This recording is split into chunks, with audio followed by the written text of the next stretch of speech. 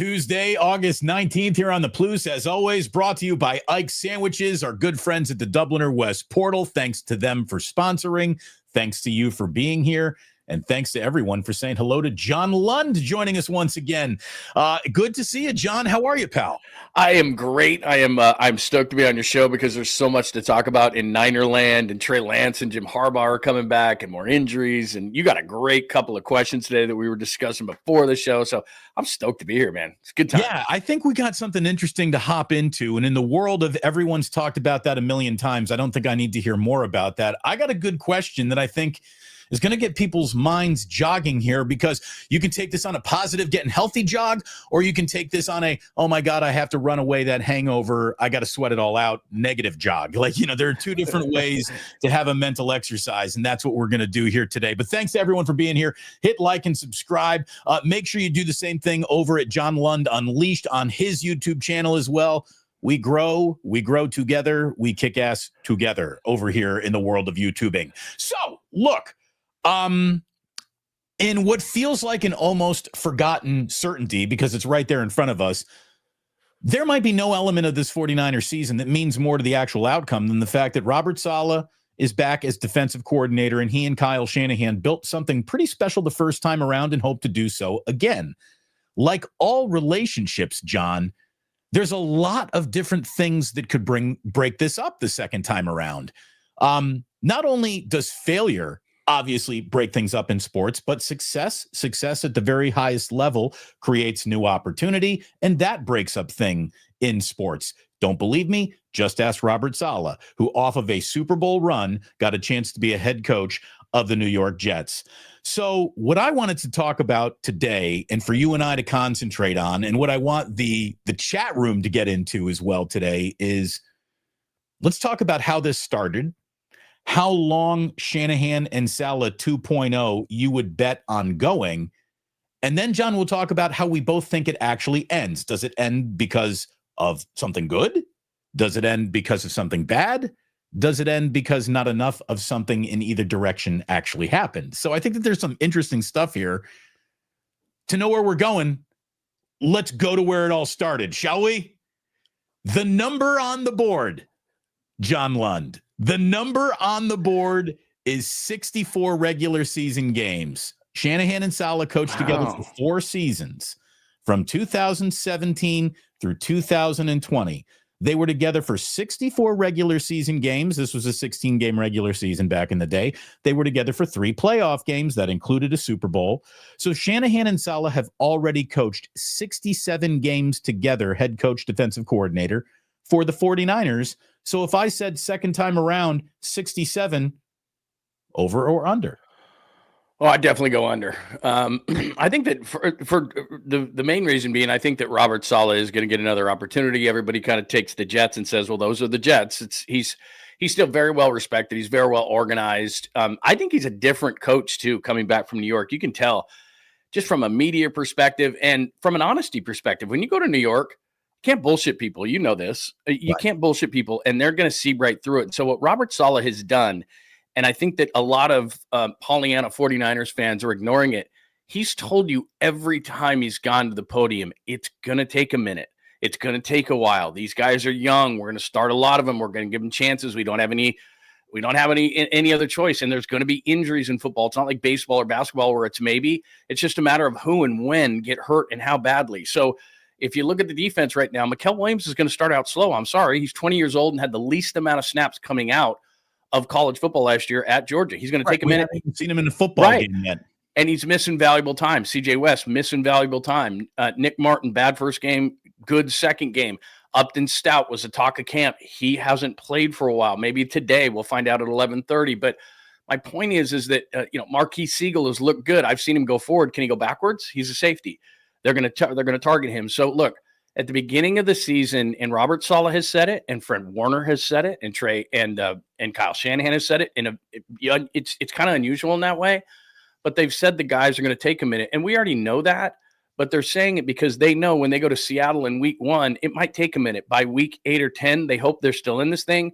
Kyle does his usual callous magic. December, they get better, and hopefully they're a team to be reckoned with. But I think first and foremost, we forget that in 17 and 18, Saleh's defenses weren't great. Then he started to get more and more. There were whispers about his job. I remember Robert Saleh not exactly being a fan favorite for a couple seasons there. Yeah, so look, I think it's going to take a minute for the defense, and I think Saleh's a different kind of a guy. But I do think by the end of this thing, to answer your question, Saleh's going to get another opportunity because he's just very well respected in the league, and I really like the way that he's kind of transitioned.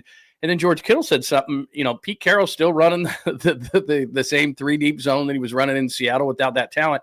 He said that Saleh has actually evolved his defense. So, I love Saleh. I think he's going to get another opportunity. He's a leader of men, but it might look ugly early in the season.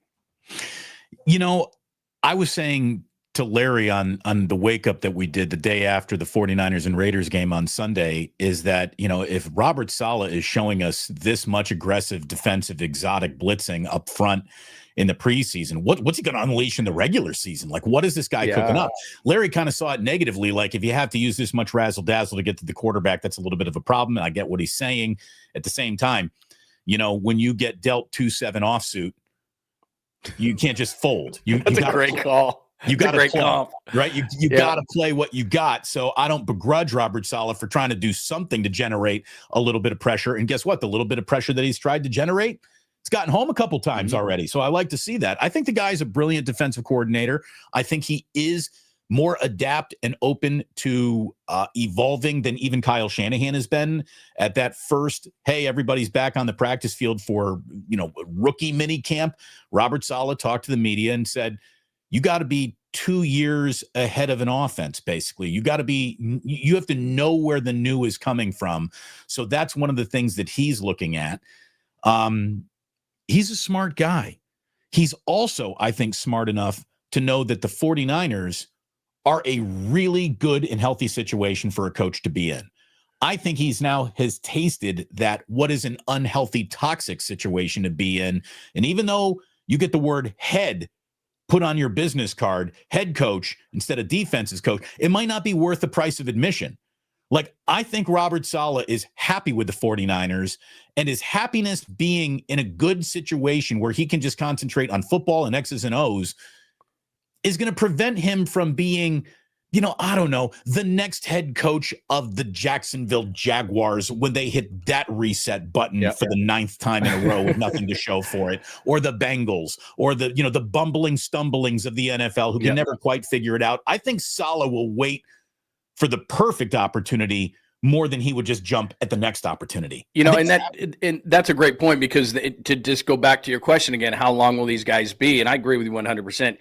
The other side of that too is, if you get one opportunity, and if the organization stinks, people understand that. But then if you go to a second one and that doesn't work out too, then you're not going to get another one of those. So let's use Shanahan's, for example. Mike Shanahan goes to the Raiders, falls on his face, goes to Denver, he succeeds. You better be right the second time, because the first time they go, oh, that's just the Jets. In Mike Shanahan's case, oh, that was just the Raiders at that point. But you've got to make sure your second one is right. So that may have him hang on a little bit more. Because he did, even after he got fired by the Jets, people knew that's the Jets. And he was in the hiring cycle this year. Even if he has a mediocre defense, or the defense gets a little bit better and people see that he can evolve young players, I think people will call Saleh. But I think you bring up a great point. He's got to be very selective in what he does, because if you bomb the second one, then they're going to say, okay, yeah, it might have been the Jets and it might have been the Jags, but you know what? You blew 2 and we're not giving you a third. You just don't really get a third in the NFL. Yeah, it's tough to get that. Now, again, he's a young man. You do get multiple bites at the apple when you're young, and people still believe that you've been in bad situations and you'll rise above finally somehow, some way. But you're right. Getting hired a third time after 2 that didn't work out, it's hard for anyone. Corporal Tez says the same fans calling for Saleh's job back then are the same fans calling for Kyle to gotta go now. It's not worth giving them the time of day. Now, look, that's the thing. No one wanted to admit how bad those first 2 seasons of Shanahan were set up to be based on the roster, the massive turnover they were going through. And everyone was so sick and tired of waiting around for something better. They didn't want to wait around for that reset. Well, that brings us to, I guess, the new timeline that we've heard about. Hold on real quick. Nick J says, I wonder if Saleh will ever be a good head coach. Sometimes dudes are coordinators. Think LeBeau, think Schwartz, think Spags. You're right. I think I think Saleh's got those head coaches. He's a leader of men, though. Yeah, I know he's a good defensive mind, but the difference between the guys you just said, I don't want to age myself, but like a Norv Turner, he got many opportunities to bite at the apple, as you said, as a head coach, but it came down to he's an OC. Whereas Robert, if you're around him for any period of time, and I know you have been, he's a leader of men. You can just feel it. He's that kind of. So I think when he gets a second opportunity, if he does the right thing, I think that he can be a leader of men. Kyle Shanahan, for example, even if Kyle never wins a Super Bowl, you can see it with the way that the players respond to Kyle, and he's still young enough and cool enough and everything. Kyle's beyond an offensive coordinator. Regardless if he wins the Super Bowl, Kyle is a successful head coach. He's a leader of men. And there are certain guys, like you said, who just are so good at the defense that that's all they are, and they don't become more, even though they try. Like I'll give Ben Johnson, I think, is a great offensive coordinator of the Bears, and it's going to be a great case study to see if he's a leader of men. Right. Harbaugh isn't really a master of anything. He's a leader of men. And you ultimately, at the end of the day, Belichick's a defensive guy. He's a leader of men. That's what a head coach has to be, because beyond the brilliance of what you are as an offensive or defensive coordinator, like use Kyle as an example. The reason Brant Boyer is here, he doesn't want to deal with special teams. The reason Saul is here, he doesn't want to deal with the defense. The reason why Kubiak is a co-offensive coordinator is he's admitting he needs help. You can't do that job and be only the offensive coordinator and not worry about it, especially like last year. They made a major mistake. You got a rookie defensive coordinator. You got a bonehead special teams guy. Like Kyle, like I'm sure you saw this after the Raiders game. He said, look, Moody kicked great, the 59-yarder. But the other thing, he was on a follow-up, he goes, I don't talk to kickers. Right. Like he's not a special teams guy, man. People can John Lynch can say that he is all he wants. He's not. He wants to focus on that side of the ball, have an assistant, have Saleh take over the defense, have Boyer take over the special teams, so that he can be a leader of men more than he has been in the past. I think that you were right when you say, listen to what they're saying up at that podium. Neither John nor Kyle is really good at lying, right? Robert Saleh. Especially Kyle. Yeah, Robert Saleh is not particularly good at it either. And he's got no reason to. Again, it doesn't say head coach on his business card, so he can just go up there and tell you what he's thinking. They said, Shanahan said, he's looking at this opportunity as a new 3-year window. So there's no way he says that out loud without some internal discussion and them thinking about that, and this being sort of the new timeline. I don't want to say that the two men or the franchises agreed on, but it sounds like they're kind of thinking about it. And I think that's the right way to do it. Saying that this has to be the Super Bowl or bust year is ridiculous, coming off of the situation that last year was. And that's just not how football works. You can't just say, well, now it's our time. Okay, well, good luck with that. But they've said 3 years. I'm no math major, John. 17 times 3 is 51. So we're talking 50. What is it? 51? 17 times 3? 51. Yeah, you got it. Yeah. Okay. Yeah, 34, 51. Yep. Thank you. Very nicely done. I was told there was no math on the show, but you did it very well. Very nice. 51 games over under for this relationship lasting 3 solid years. 51 games builds in absolutely no playoff success or failure, by the way. So you probably, do you get to a third year without playoff games appearing here? I don't think so necessarily. So, but if I said that the magic number second time around is 51, over or under? I'd still probably take under. It just depends on the hiring cycle, but I think that Robert will be the defensive coordinator for 2 years, but it just depends on what jobs open up. And then I've never been on the boat of Kyle's going anywhere and everybody can bitch and moan, and it's a popular, radio thing to talk about too, and all that kind of stuff. Like I think Kyle's great, but I also think that there is a limited time. If you're not the Pittsburgh Steelers, I think there's a limited time that a coach can be effective. And with Kyle Shanahan, I'm not going to say he's Harbaugh in the way that you're around him, because Harbaugh has it's a burning fast fuse. It's Larry Brown, it's Jim Harbaugh. Those type of coaches is like, man, they're great, but they can only be in a place a certain amount of time. Kyle's going to have another job. I know we can comp Andy Reid or something like that, but it's just, you need another voice. There's so many, win one for the Gipper. There's so many. Now he is getting turnover with these guys, and they're going to be older. So he is going to get a new batch of guys that he can put on or give those speeches to. But Kyle is a high burnout guy. And at some point, because football is his life 24/7, 365, he's going to need a year off, and then he's going to go to another team. Now, do I think that's within 3 years? I don't. But I do think at some point, if Kyle doesn't win this thing, it will be like an Andy Reid thing, and both organization and Kyle will be ready to move on. unless Robert Saleh's exit comes under the banner of 49ers Super Bowl champions, he gets hired to be the head coach of Team X. Great point. Yeah, he'd be the number one candidate at that point, yeah. Unless Saleh's exit comes under that banner, do you think that Kyle Shanahan would survive a Robert Saleh exit under other circumstances? Are their fates now directly tied to one another this second time around? Or do you think that over the next 3 years, the two of them could not win a Super Bowl together? Robert Saleh leaves for another head coaching opportunity somewhere else, and Kyle then gets to go hire yet another difference-making, this guy will be the difference here, defensive coordinator. Do you think Shanahan survives a non-Super Bowl defensive coordinator turnover?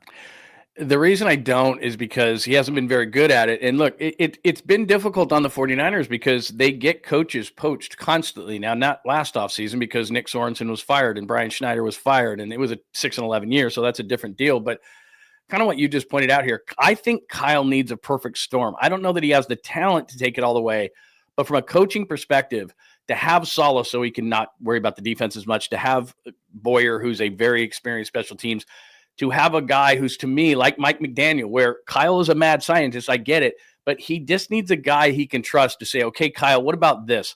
Because you brought up a great point a minute ago. Robert Saleh has evolved his defense. Brant Boyer is going to be a difference maker. He's brought in his own guys on a special team standpoint. Kyle Shanahan, maybe it's a little bit more aggressive. I don't expect him to be Dan Campbell, but those fourth downs, especially when you have a kicker that is a little iffy, I'd like to see Kyle be more aggressive. I'd like to see Kyle, you're the offensive mind. Why not more 2-point opportunities especially against defenses that you see during the week? Maybe you can't handle that. He needs a guy, a checks and balances guy. And from what I understand, Clay Kubiak is somebody that he has a ton of trust in. My point in your question, I'm answering this a long way, but my point is that I think from a coaching standpoint, he's never been more stable for the people around him, which allows him to then be the head coach and the offensive coordinator, but also the head coach, which is important. In the past, or what you're talking about, he loses a Saleh. His track record's not great. Steve Wilkes didn't fit. Nick Sorensen, that was a stupid-ass hire, man. You don't hire – when you're trying to still win a Super Bowl, you're not hiring a rookie offensive coordinator. Should have fired Brian Schneider halfway through the year, but he's too loyal. So he hasn't had a great track record in replacing some of these coaches. And when Mike McDaniel left, he didn't replace him at all, which I think is a major mistake for him. So he's in a great situation. I just don't know if he has the talent. So to your point, if he loses Saleh and we don't know who he's going to hire as a defensive coordinator, and then he has to keep his eye on the defense a little bit more, and he doesn't trust that guy or that guy's younger, then that's problematic for Kyle Shanahan. John, do you think it ends poorly or do you think it ends well? If you had to wager, next month's check on whether or not Shanahan and Saleh tick that Super Bowl box, everybody goes home happy, or leave the box unchecked and nobody's happy, we all know which the odds are in. The odds of them not finding success will always outweigh the end you were championship odds. But I actually believe in these guys. I kind of believe in the organization. I sort of believe in the franchise. I believe that patience might pay off in this instance. I really do. I think that everybody here is Phil Mickelson before he won his first green jacket. I think it's coming. I do. I know why the 49ers have not hopped off this train. I also understand why 49ers fans are a little frustrated they haven't caught a new train at times. But I think you have to admit the train runs smoothly when things are going well, and all teams are bad when things start going bad. Yeah. I really hope it ends well. What do you think? How does it end for Shanahan and Saleh? A parade up Market Street or a flight out of town? That is such a good question.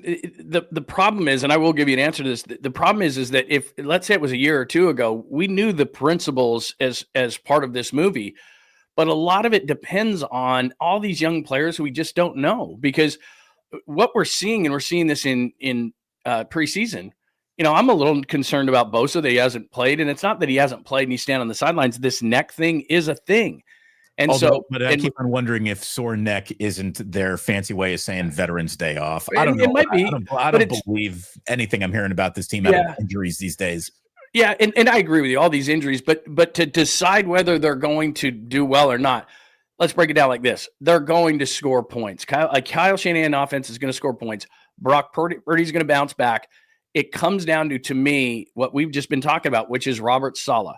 He's going to get the most out of this defense that he can. But is Mikael Williams and CJ West and Nick Martin and Upton Stout and all these guys, and I even put guys like Renardo Green. I mean, to me, the most important guy to walk on the field later this morning is Renardo Green. They don't have any corner depth, man. And so opposite Demo, well, they just won't throw at Demo. And these safeties are a little iffy to me. So Saleh has got to turn a defensive line. D. Winters has got to continue to do what he's doing. And then the secondary's got to come alive. But to answer your question, look, I have a ton of confidence in the organization, probably more than most. And I have a ton of confidence in Kyle Shanahan, despite the fact that he hasn't, put the ball over the goal line yet. But to me, it comes down to what Robert Saleh can do and quickly with this defense to decide whether they're going to do anything or not, because they'll score. And early in the season, they better score 30 plus, or they're going to get beaten a lot of games. And Seattle's better than people think. I think Mike McDonald's second year, the defense is going to be good. Clint Kubiak is their offensive coordinator. He has changed. They're running the football like they used to do under Pete Carroll. That's not going to be an easy game. They've got to probably score in that Seattle game 30 points. And so what it comes down to is if Saleh and Kyle are going to be successful in the next 2 years, it comes down to me, 100%, what are they going to do on defense? How good can he get this young group to play? We are happy to welcome over 100 people in the stream right now watching live. Thank you so much. If you'd hit like and subscribe, we'd certainly appreciate that. We're not even at 50 likes yet. I mean, just tap that thumbs up button. It is really easy. Do it across both channels if you would, please. I got a goal here. I want to be at 50,000 subs by the bye week. That means we need some aggressive growth over the next 2-3 months here. So we're probably not going to hit the goal, but again, reach for the stars. Let's go. Maybe you grab something along the way to the stars, but go ahead, hit like and subscribe. Thank you for being here. And I don't know what you plan on doing for lunch today, but I hope you plan on doing it at Ike's. I hope there's an Ike's near you. I hope there is something delicious just waiting for you at Ike's. As a matter of fact, I know there is. And if you're already signed up for the Love Rewards program, my man's just putting $3 in your account right now. Use it any way you want at Ike's. There you go. Just a little something from Ike's to you as he celebrates National Sandwich Month, or as Ike calls it, my month. So there you go. It's National Sandwich Month at Ike's, and it is always come on in and drink your cares away month at the Dublin West portal. If you've been watching Giants baseball, you haven't had to drink yourself into oblivion the last 2 games for the first time in a long time. They actually won, although they scared everybody last night. That's what they do. If you need to go and watch that one more preseason tune-up, 49ers and Chargers, check out Dubliner West portal. Again, get your Ike sandwich delivered to you right at the Dubliner. You'll be very, very happy. Thanks to our sponsors. Thanks to all of you. Thanks to hitting like. Thanks for hitting subscribe. And Johnny, we got some other NFL news brewing today. I guess we'll, as always, start with some 49ers news. And if you ever told me that not just one, but 2 Indiana quarterbacks would be dotting this roster, I would have said, you're out of your mind. And isn't it smart that the radio stations have America's highest profile broadcasting Hoosier to greet these guys? But no, they blew.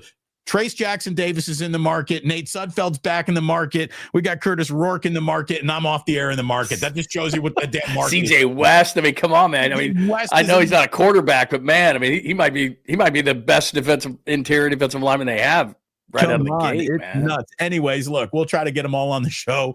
This show, we don't need no stinking radio stations to make that happen. It's their loss. It's your gain, YouTube. Nate Sudfeld back in the room. Okay. It's funny. I actually thought that Carter Bradley, after stinking out loud against the Denver Broncos, played well enough for me to say, okay, he's not just a coach's kid in the win in Las Vegas. I didn't think that this would be the week. They're adding somebody new at like 9 different positions. I didn't think quarterback was going to be one of them this week. Well, you know what's amazing too, and I think people forget about this, the whole reason that I know they did it during the pandemic, but now they love having it. There's not multiple cutdowns. And one of the reasons why is they want to, like this 3rd preseason game, they don't want to play anybody. And so they throw all these guys out. It tells you how injured the 49ers have been, missing about 20 guys for the last couple of weeks in practice. They've got 90 guys on their roster that they rotate, and they still don't have enough guys to have joint practices and games and all that kind of stuff and keep guys out of games. So yeah, it's just been tough, but yeah, Sudfeld is probably just a camp arm to keep things going. They don't want to overuse these guys, even though Mac Jones wasn't very good against the Raiders. But I mean, they're set. They've got Mac Jones. They've got Brock Purdy. And you know what? Why not bring back Sudfeld? He knows the offense to a certain extent. Update him on it. And if there's any problem during the season, then you can bring a guy like Sudfeld back because he learned your offense in training camp. I tell you, I kind of like the quarterback room. I really like Brock. I think that Mac Jones is very well suited to be a QB2, not sold on him being QB1, but has could get you through a month if you got thrown overboard tendencies about him.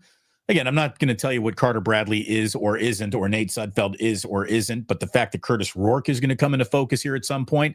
Of all Indiana quarterbacks, he is far and away the most impressive since the heyday of Antoine Randall L. That's a great call. I'll tell you right now, that room is getting interesting and I think improving. The running back room, if Corey Kiner stays healthy and really makes this team, it's going to be deeper than I thought. I don't know if he does, though. Keyshawn Vaughn, we just saw Jeff Wilson Jr. run pretty well, I thought, in a preseason game. Haven't seen a lick of McCaffrey. Isaac Guerrero, forever hurt. So that's a room that's funny. I should be more concerned about than I actually am. Not really concerned about the tight end room. I think the offensive line will figure it out enough to stay healthy and stay. What room are you most worried about? And the entire team, what room, what roster spot has got you the most worried as they start to approach the final picture here? Oh, I'm going to throw out the wide receiver room because I think that's the Jerry Rice. And I don't mean that as a receiver. I just mean everybody's concerned about it because what's going on with Jennings. To me, and what I've heard is it's more contract than calf. So that's a problem because it was just calf. He'd be back from the beginning. But this thing started out, I had heard on Jennings that that they were going to do kind of what they did with Trent and with McCaffrey last year. Give him a little bump. He's fine, good. And then his camp started squawking about $18 or $20 million. And the 49ers went, dude, we just got rid of Deebo Samuel at that number. We're not putting that back in the wide receiver room. Sorry, we know you're pseudo number one, but we're not going to do that. So they're kind of at an impasse. So wide receiver room goes without saying. After corner, I mean, to me, after that, it's the entire secondary, really. I like Siegel. Pinnock, to me, is a special teams guy, so safety I'm concerned about. And if Renardo Green is not out on that field later this morning or any minute now, I don't know who's going to be opposite Demo. Upton Stout, I like him. I like what Lucas has done, so they're going to be okay in the nickel. But tell me who starts opposite Demo, because the problem is that it's kind of like the old days of Sherman. I don't have to throw at you, and Demo is not a Sherman. But what I mean is that if that's your best corner, I don't even have to throw at you. I can take on a rookie 5'8" nickel guy and test him, and whoever is opposite Renardo Green, Darrell Luter Jr., Jacob Robinson's undersized. I'm completely shocked, and maybe this will happen at the final cutdown day. Eli Apple was nothing. They got to get a veteran, man. Trey Brown was always hurt with the Seahawks. I'm not convinced on him. The opposite corner of Demo, if Renardo Green is not ready to go this week, you can officially start panicking. I would say that is right on top of the list for sure. For sure. Here's the thing. Chase Lucas. Now, I don't know what he's going to do once this real season begins, right? There's not a lot of expectation for him to be a mover and shaker in the NFL, but what are we playing preseason games for if making plays in preseason games doesn't get you closer to a roster spot? This guy has been the 49ers' biggest impact defender over the course of 2 weeks. There's nobody who's made more defensive plays than Chase Lucas for the 49ers so far this year. And if that doesn't at least get him a sniff at a position, like you said, they need to be sniffing around. I mean, just look on your own roster. You got a guy who's playing pretty damn well here too. But yeah, the guy you might have drafted, the free agent you could have signed, like those ships have sailed, and now you're going to be dumpster diving after cutdown day around the NFL. And it's not like there won't be 31 other teams looking for cornerback play as well too. So you can't have enough of it. So that is a concern. Wide receiver, well documented. That's going to be a concern. Although I got to tell you, I'm starting to believe in Ricky Pearsall in ways that I didn't. John. I mean, I got to see it before I believe it. And I think I've seen 20 healthy days out of him in his career, and I've been impressed by like 18 of them. So keep it up, kid. I'm impressed by what I've seen from Pearsall. He might be, I don't know if he's a 1, maybe a 1B, 1A, not quite a 2, not quite a 1, somewhere in the middle. Yeah, as soon as he got healthy, and you and I were down at camp, as soon as he got healthy, his movements are different. He doesn't slow down in his cuts. He's got incredible body control. He's got great hands. He never drops the ball.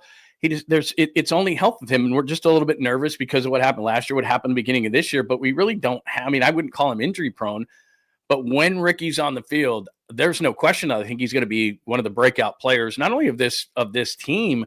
I think if he stays healthy, I think he could be a breakout player in the league. I mean, I think we're talking about a guy who can catch 80 balls this year, well over 1,000 yards. 1,000 with 17 games isn't that much anymore. So I'm talking like 1,100, 7 or 8 touchdowns. Because you hear Brock too. Remember, they worked out in the offseason. Brock's down in Nashville. Ricky came up. Ricky worked out with him. So they are on that telepathic way. That ball that Brock threw in the Raiders game between 3 defenders and Ricky was where he's supposed to be. He doesn't throw that ball to, Jordan Watkins. He doesn't, I don't know if he throws it to Brandon Ayuk because it's been so long, but they are on the same page. He's where he's supposed to be, and Brock is going to be looking for him. So like you said, I hope it's Juwan Jennings, Ricky Pearsall, and then maybe it's a Russell Gage or a Jacob Cowing. I can live with that as long as it's McCaffrey and Kittle and everything else. If it's not Jennings and Pearsall has to be a 1, then that's probably an issue. But Ricky Pearsall, I say the 2 to Jennings 1 in week 1 at Seattle, I can live with that. Final tune-up for the 49ers comes up on Saturday, 5:30. Harbaugh and Trey Lance and the Chargers coming to Levi's Stadium. If you'd like to put a little sprinkle on top of what a preseason game might be, let's just wrap up with this too, John, in terms of the 49ers. Context matters, right? Context absolutely matters. No one watches a preseason game without wanting a running clock somewhere mid-third quarter, mid-fourth quarter. You just want to get over. The end of that 49ers and Raiders game, had it been a regular season game, it's the win of the year for the 49ers. It's the loss of the year for the Raiders, and it's maybe the win and the loss of the year of any game in the regular season. Had that been a postseason game, you tell your grandkids about it. Had a Super Bowl ended like that, it is the single most thrilling ending to a Super Bowl, maybe in our lifetimes, until you had Tennessee Titans getting tackled short of the goal line. But it's a preseason game, so nobody gives a shit. Jake Moody, 37 seconds left, game tire, no time left, game winner. That was an unbelievable finish to a game we didn't even want to be watching. No, it was cool. And you know what? It brings Jake Moody back, and so everybody wants to talk about that. And all. Look, I thought overall it was great. The Raiders aren't the Broncos. I mean, the one thing you learn from the Broncos game is the Broncos have a really good defense. And the Broncos pretty damn good, yeah. Yeah, they're good. And so, the Raiders aren't quite there. So you move the ball up and down. Jake made the kicks. The only thing about Moody, and I hate talking about it, is if you have to talk about the kicker, it's a problem. And I understand what he said. And look, he hit the long game time field goal, hit a 59 game winner. That's awesome. But when you miss one during the game and others look shaky, it's just when Moody goes out there, here's the bottom line to Jake Moody. When he goes out there, you do have to wonder, right? With a lot of kickers in this league, it's like he's going to hit it, no problem. Kyle hates wondering. As he's game planning with Robbie Gold, he's going 53 and in. I already marked it down that it's 3 points. Jake can miss a 36 right off the thing, and then he hits a 59. 2 yards. And I just want to know what you are. You know what I mean? Especially as a sports fan, it's like, do you suck? Okay, then I can put you in that category. Are you good and I can rely on you? Then I can put you in that category. But I don't want to not know. That's the worst, isn't it? And are the Niners believing in the young man because they really think the job is to be his? Or are they not admitting that they made the wrong investment in their draft pick and in their player, and it should have been Greg Anthony, who in a kicker competition had the better kicking numbers? Like, it is, maybe there is an element of them trying to make fetch happen. In the meantime, I've suggested this to every single 49er fan. He's your kicker. You might as well be rooting for him because it doesn't seem to be changing. You can root against him so you can be right about how much you want to doubt him, or you can say, look, man, in a world where we're trying to get a little confidence to match the actual leg talent, hitting a game winner and tying the game, these are good, hopefully, forks in the road that is the road that he now keeps on walking down. But yeah, if every 3 weeks he's leaving a 31-yarder out there, that can't happen. I mean, that just can't happen. Plus, young kids, I don't care who it is, they're on social media. They know it hurts their confidence. I hated it. When I was on the radio, every time Jake Moody would miss a field goal, it was funny. We'd call Joe Nedney, And Nedney would come on and go, I knew you were going to call me because I'm watching the game on Sunday, and he missed a damn kick. And, he'd go over the psychology of it. But like you hit it, you just said it perfectly. Jake Moody has all the talent in the world. There's no question about it. He's worked with a sports psychologist all offseason. The first game, let's say they're in Seattle, and he misses a chance to tie or win the game. Does Jake Moody come out of that game for week number 2 and he's okay? Or do they have to coddle him all over again and he lost any kind of psychological advantage he gained by his offseason work? What does a sports psychologist tell a kicker? It's a great point. Forget to have a short memory. That seems to be the problem with Jake, is that when he gets into a rut, much like a hitter, he the goalpost gets smaller, and because he just seems to have that about him. A lot of kickers are like cornerbacks. I just got beat for 80. Who cares? Demo Lenore gets run over by Ashton Genty. The next time he comes up and he's like, I'm going to kick that guy's ass next time. I'm okay. But with Jake Moody, if he misses one or doinks one, you might see 3 or 4 knuckleballs before he gets it right. And it's not only the ones he makes. This shouldn't be a thing, but like, I want to see this majestic, right down the middle kind of thing. Jake doesn't do that a whole lot. Yeah. Jake doesn't do that a lot. There's not a lot of majestic, it's always kind of got some kind of a weird thing to it. Is going to make it, is going to slip inside that upright. Yeah. He's a line drive kicker, man. Yes. That guy's out there with a 3-wood, putting it 220 down the fairway. He's no loft. He's not using a 7-iron. Anyway, but it's all right. He made it. He deserves the credit. It's a hell of a kick. Right. But I don't think they're out of the woods on him quite yet. Here's the deal I've made with myself. I will not be complaining about any kick, no matter how ugly it is, if he makes it. That's good call. Mental health. If it's if 3 points go on the scoreboard, job done. I'm going to adapt that. I'm not going to steal it from you. I'll give you credit every time. But that's a great point. Because you know what? You're going to drive yourself crazy, because it's kind of like college. You take the pass-fail course, you get a D-. It's still a pass. Like, you pass. So Jake, that's a great way to look at it. If he makes it, I'm not going to drive myself crazy. You know what I mean? I'm not going to take an extra toke. I'm not going to take an extra shot. He made it. That's a good point. Pointing my field goal. We're grading makes. We can't do that. We'll drive ourselves insane. Curry doesn't want any made count or count to be count. He doesn't want any free throw to be counted as made if he grazes the rim. Yeah, that's it. His trainer told us that one time, that when he's shooting threes, that if he hits rim, if he doesn't go all net, then they count that as a miss. That's a miss. We can't do that with Jake Moody. If it goes in, it goes in. That's 3 points. That's a good call by you. Leslie says, I can't wait for the types of games where a walk-off kick win. It reminds me of the epic moment at Lambeau. Robbie Gould in the snow. Legendary. Oh, those were good days, right? I mean, here's the thing. You didn't trust Robbie from 47 out, but in 45 and in, it was kick it and go home time. It was nice. Yeah, we get over romanticized when it comes to Robbie Gould. I mean, he did miss some kicks, but I will say this: he never missed one in the playoffs. He doesn't miss them in the snow, like when you really need them. And here's the thing about Jake, man. We were at that Super Bowl. He made 2 50-plus yarders in the Super Bowl, and the second one was a 50-plus yarder to give him at least a temporary lead in overtime. So the guy can do it. I think that's what the frustrating part is. Longest kick in Super Bowl history? Does he have the record? For like a minute, and then Harrison Butker did the next drive. Kansas City got it, but still, I mean, look, the guy can do it, and he shows these flashes. It's just, like I said, as a fan, and I'm sure even more so as Kyle Shanahan, it just drives you crazy if he, after he hits a 59-yarder, then next, this weekend at Levi's, he's going to doink a 36 off the upright, and you're going to go, fuck, do we have to go through this again? Otis, I miss David Akers too. Oh, shout out David Akers, wherever he is. I'll say this. You know who, what Robbie Gould doesn't miss? Being a 49er. He did not.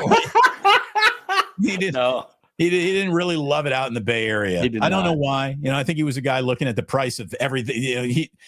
He wasn't considering how delicious that dinner was. All he saw was the price on it, and he's like, how how much this would be in another city? Get me out of here. Well, yeah, because I mean, even in Chicago, I mean, he's sitting there going, I'm not making 20 million, 30 million. I'm making like 8. And that's a lot of money, but it's got to last the rest of your life. And yeah, he wants to be in Chicago, not California. So I get it. Hey, we got a super over here from James Foster. Jake Elliott, 1 of 7 on 50-yard field goals and won a Super Bowl.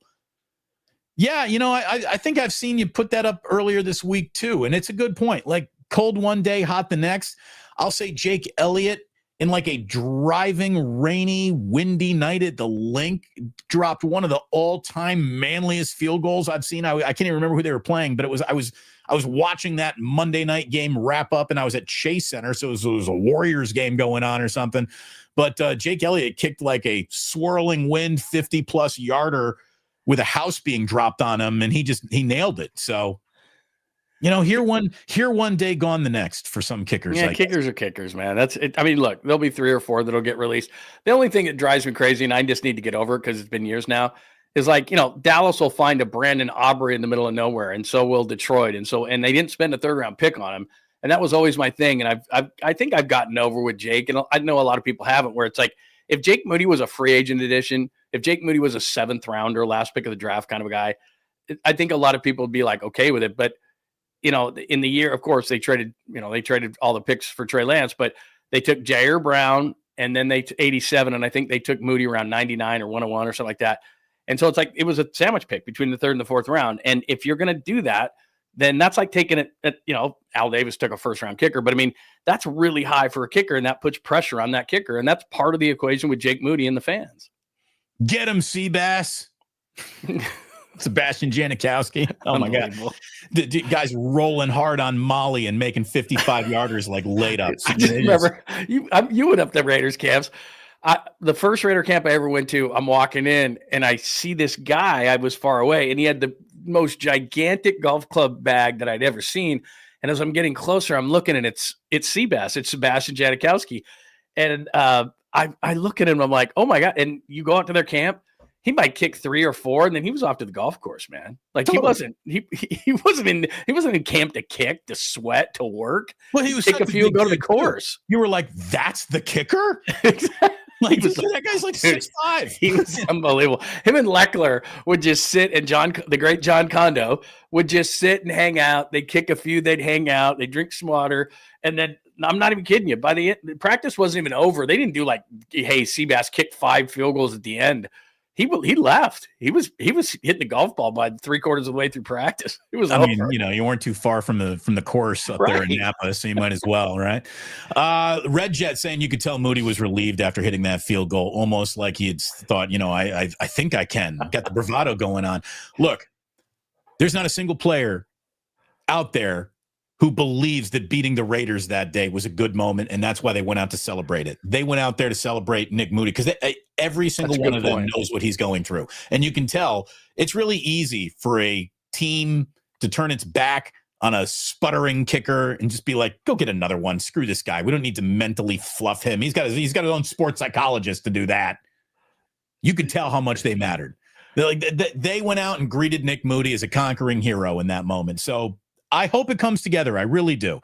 Are you rooting for him or against him? Are you rooting against him so you can be right about how much you don't like him? Or are you rooting for him because if he plays well, that's good for the 49ers? If you're a 49er fan, might I suggest you root for Moody until Lund and I give you full permission to not root for Moody.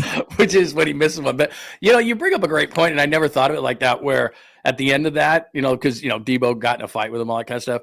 They know he's going to be their kicker, and you might as well go out there and just say, hey man, you're our guy. Great kick. And if a 59-yarder, that's no joke. So, go out there. I know it's a preseason game, but you bring up a great point. Cause a lot of guys, so what, we want a preseason game. Let's walk off the field and get home. They did. They tried to give him a psychological boost. Cause they know, man, this is our kicker, man. Greg Joseph is gone. Jake Moody's our kicker. That's it. It's done. It's over. 2 more NFL stories that we got to get to before we kind of jump tracks and talk about a thing or two else. Daniel Jones. Indiana Jones. Things could be worse, Snyder fans. Daniel Jones has beaten out Anthony Richardson in Indianapolis. The Colts named them Daniel Jones, their week 1 starting quarterback. I think this says a lot about both guys. It probably says even more about the Indianapolis Colts and how sort of lost they've been in the woods since Andrew Luck decided to retire. Daniel Jones is a survivor. Daniel Jones is in a bad situation. I don't know if he's going to make the most of this situation right now. I don't know. I would not bet on Daniel Jones, but, good for him. He's had moments where he has looked thoroughly unfunctional, He's had other moments where you go, God, that guy's kind of an athlete, man. He's a big dude. Why isn't it working? Maybe it's the Giants. Maybe it's around him. Maybe it's a bad offensive line. I don't know. So we'll see. If you're Anthony Richardson, how crestfallen do you have to be? You were the 4th pick in the draft, and you just got beat out by Daniel Jones when every single person in the organization was trying to make you happen. You were fetch. They were trying to make you happen. And the word in Indy is that if you've been covering this team, this is no surprise to you. It's more of a surprise out of Indy. But Anthony Richardson is just immature, doesn't work, doesn't study, and can't stay healthy. Hello, Daniel Jones. This is your opportunity and probably your last. Well, what teams need to do off this thing and this, and I like Trey Lance, and I hope that he's maybe turning a corner and can be a, QB2 in this league. But all these guys who come in with very little experience, but these general managers and these teams, oh my God, he's just so athletic. They just can't help it. And they just turn in the card. Look, the guy was a runner at Florida, didn't play well. Just Trey Lance didn't have the opportunities. I mean, look, starting games in college matters. And if you had Brock Purdy on one side and you had Anthony Richardson on another, 99 out of 100, if given the choice, would take Anthony Richardson, because not only he's just more athletic in the arm strength and all those things, but they want to work with that piece of clay, and they make a mistake after mistake after mistake. And how many times does it have to happen that there's a guy who can play the position that started 55 games in college and knows how to do it versus a guy like an Al Davis, height, weight, speed guy who you've got to teach him to play at this level. And you just brought up a great point, which is, look, they'll give you a couple of years. We live in a microwave society in sports. If you don't get it done in a couple of years, you're out.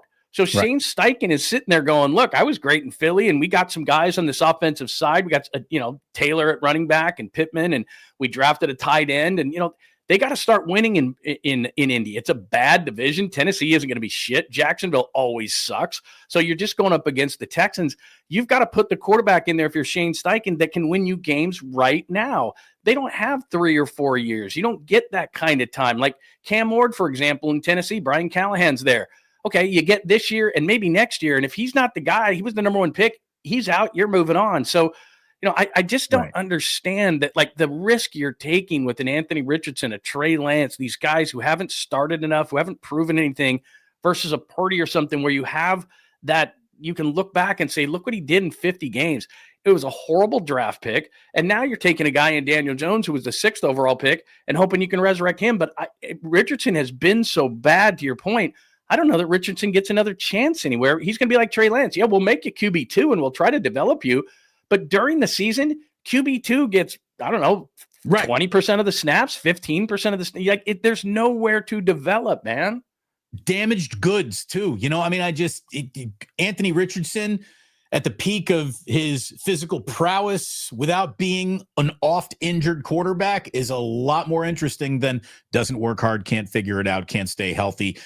Took himself out of a game. Brutal. Last year. He takes a lot of hits. It's not college. You're going to get hurt. Like, I don't know what it is. They just can't help themselves. They just have to take the risk on that guy because the upside is so much. But they look at guys like Mahomes, for example. Mahomes played a ton of games at Texas Tech. Like, he was unrefined, but at least you had an opportunity to say he's done it. The number 1 guy, and look, I was 100% wrong. Because I was working sidelines for then the WAC or the big whatever it was called when Allen was at Wyoming. I worked 3 or 4 of his games, and I worked one where the wind was like crazy and they were playing Boise State. And he went something like 8 for 22. He just looked horrible, and it was in Laramie. And I remember going, this guy's not making it in the league. And everybody was talking about his first rounder. When the Bills took him 7th, I thought, oh my God, he's going to be terrible. But he worked, he busted his ass and he worked and he listened to people and he went to the right people in the offseason. And so there's a process to where you can do it.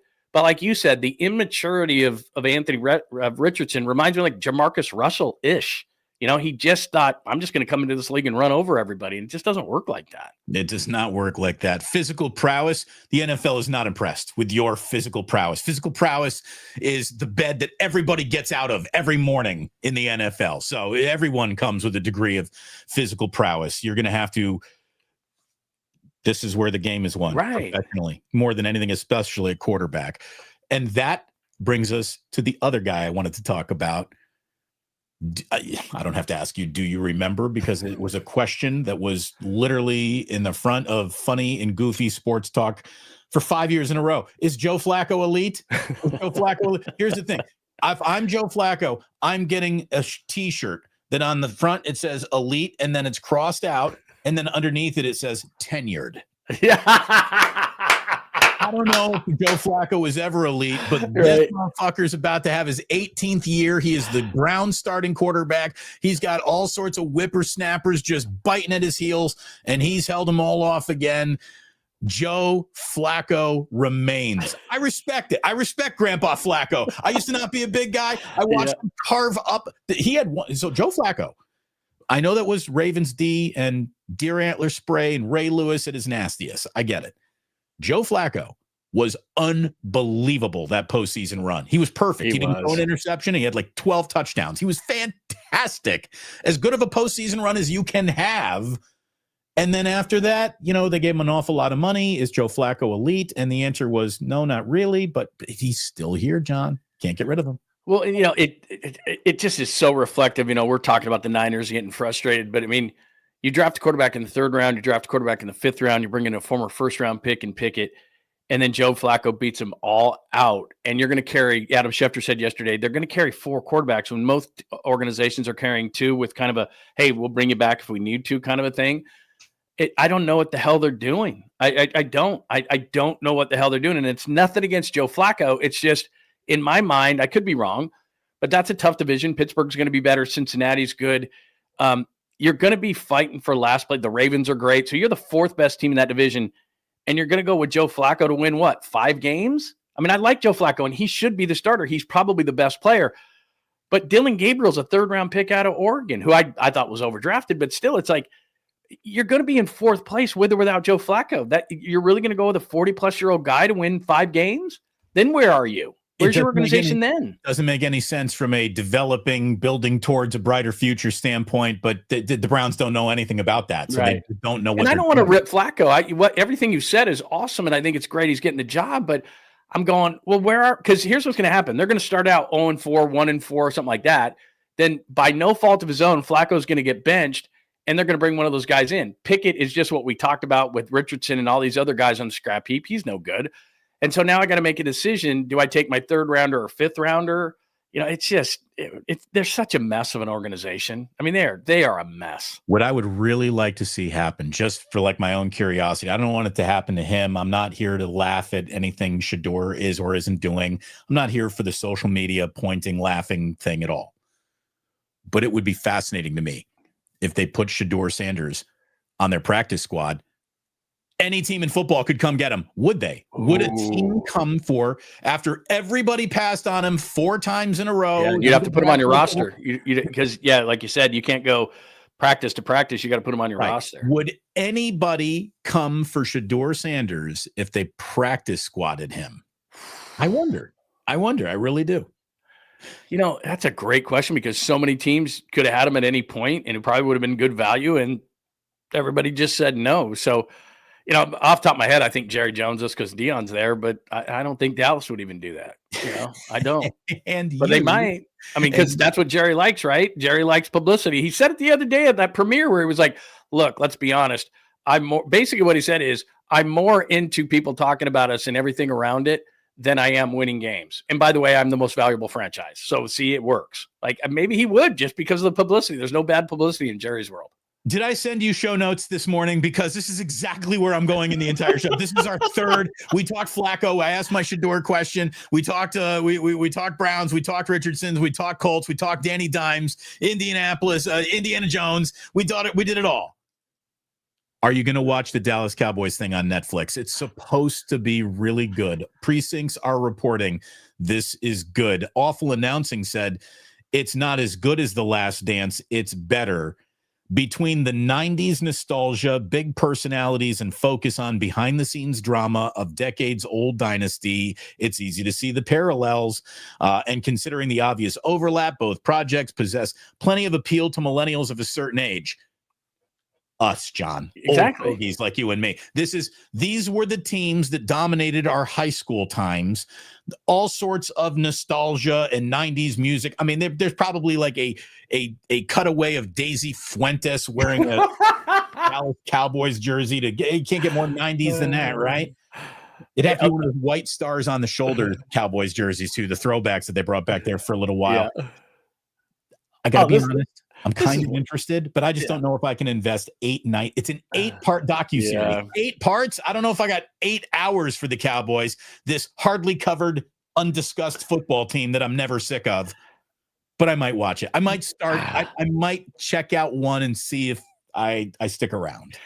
You know what? Anything involved in Jerry, and I covered that team, anything involved in Jerry, and the difference is that he will give anybody full access. He wants them to be talking about them.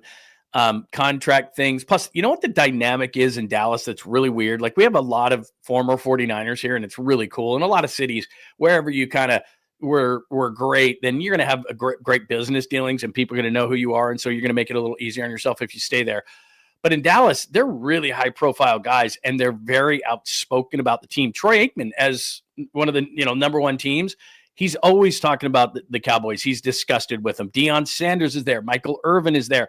Like, all of those guys were the obnoxious Cowboys against the Niners. They all stayed there, and they constantly are ripping Jerry Jones. So it's just and football is everything in Texas. So I just think that it's going to be awesome. Jerry's never going to say, "Hey, Jerry, can we get a camera into this closet? I know you guys are going to the bathroom here, but can we put a camera there?" He's like, "Hell yeah, put it everywhere." Like, he will give them access. He will give them players.